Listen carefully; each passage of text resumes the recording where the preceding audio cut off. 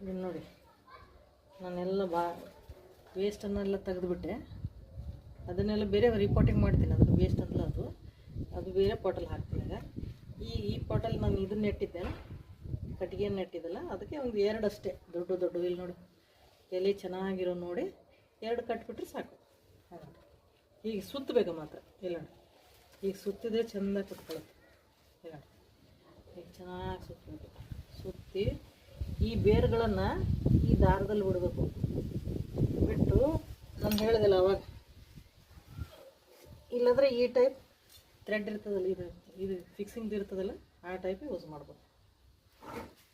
ಇದು ನಾನೆಲ್ಲ ಇದು ನೋಡಿ, ನಾನು ಬಟ್ಟೆದು ಯೂಸ್ ಮಾಡ್ತೀನಿ. ಹಾಂ, ಈಗ ಕಾಣ್ತಾ ಇದೆ ಇದು ನಿಮ್ಮ ಹೊಸ ಶರ್ಟ್ಸ್ ತೊಗೊಂಡಾಗ ಬಂದಿರ್ತದಲ್ಲ, ಅವೆಲ್ಲ ಹಾಗೆ ತೆಗೆದು ಇಟ್ಕೊಂಡಿರ್ತೀನಿ. ಇದು ಕೆಲಸಕ್ಕೆ ಬರ್ತಂತೇಳಿ ಅವನ್ನ ಹೀಗೆ ನೋಡಿ, ಹೀಗೆ 6 ಬಿಡಿ. ಕಾಣುತ್ತಾ? ಇಲ್ಲ ನೋಡಿ, ಕಾಣ್ತಾ ಇದೆ? ಇಲ್ಲ, ಜೂಮ್ ಮಾಡ್ತೀನಿ. ಆಯ್ತು, ಕಾಣ್ತಾ ಇದೆಯಾ?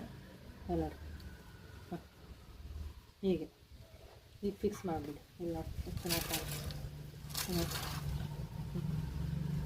ಈಗ ಮತ್ತೊಂದು ಇದೆಯಲ್ಲ, ಇದನ್ನು ಈ ಒಣಗಿದ ಎಲೆ ಎಲ್ಲ ಈ ಟೈಪ್ ತೆಗೆದು ಬಿಡಬೇಕು. ಒಣಗಿದೆಲ್ಲ ಇಡಬಾರ್ದು, ತೆಗೆದು ಇದನ್ನು ಈ ಸೈಡ್ ಸುತ್ತಿದ್ದನಲ್ಲ, ಇದು ಈ ಕಡೆ ಸುತ್ತೋದು ಎಲ್ಲ. ಈಗ ಮತ್ತೆ ಇದು ಗ್ರೋ ಆಗಿ ಒಂದು 6-7 ಮಂತ್ಸ್ ಆದಮೇಲೆ ಮತ್ತೆ ಇದು ಉದ್ದಕ್ಕಾಗುತ್ತೆ.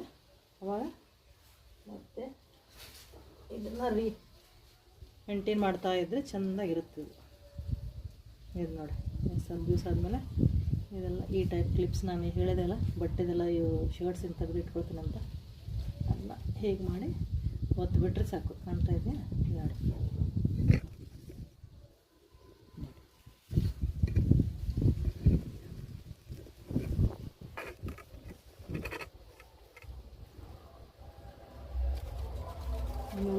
ಒಂದೇ ಎಷ್ಟು ಚೆನ್ನಾಗಿ ಕಾಣ್ತಾ ಇದೆ.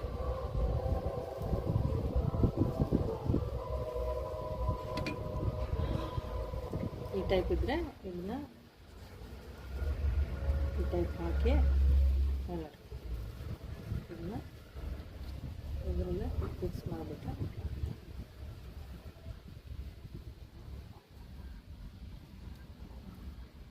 ಹಾಂ,